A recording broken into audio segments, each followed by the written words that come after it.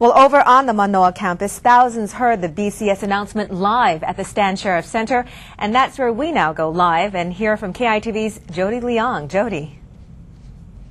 There are about 5,000 to 7,000 people filling the Stan Sheriff Center, all for this announcement, but it sounded like the 50,000 who were at Aloha Stadium last night. But the crowd screams were especially deafening when Colt Brennan, June Jones, and the rest of the Warriors took the arena just a few minutes before the BCS big announcement was made.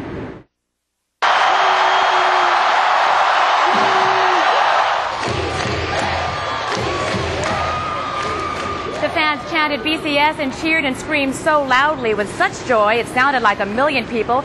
Make that 4.2 million were there, especially when they were put on national television. The fans came from far and wide for last night's game, and some of them came again today to see the Warriors, the UH, and Hawaii realize a dream. For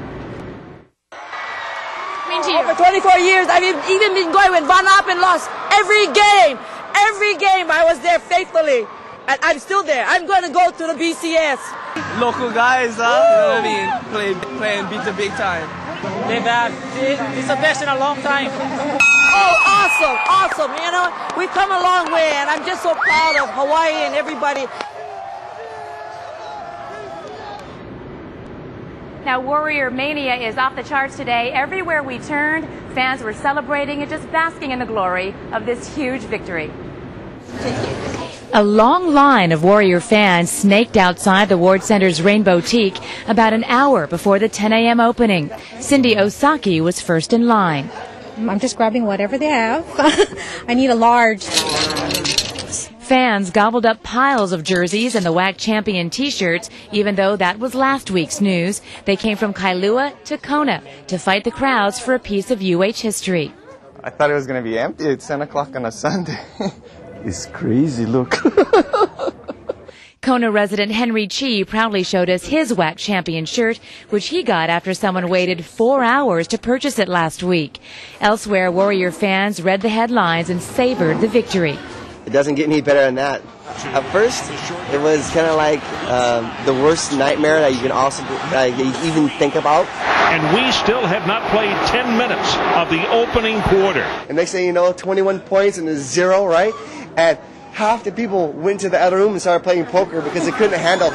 And finally got to the top of the hill and they could see just a little bit of a sunlight. And as soon as they seen that sunlight, they knew they could make it. We found Nu'uanu resident Kevin Vegas reading up on the win on his cell phone.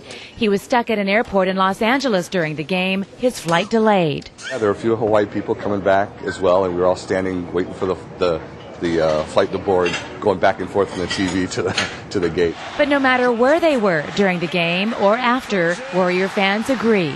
I mean, that was a dream season. Jody Leong, KITV4, Island Television News. So now the scramble for tickets, and for vacation. Reporting live from the Stan Sheriff Center, Jody Leong, KITV4, Island Television News. All right.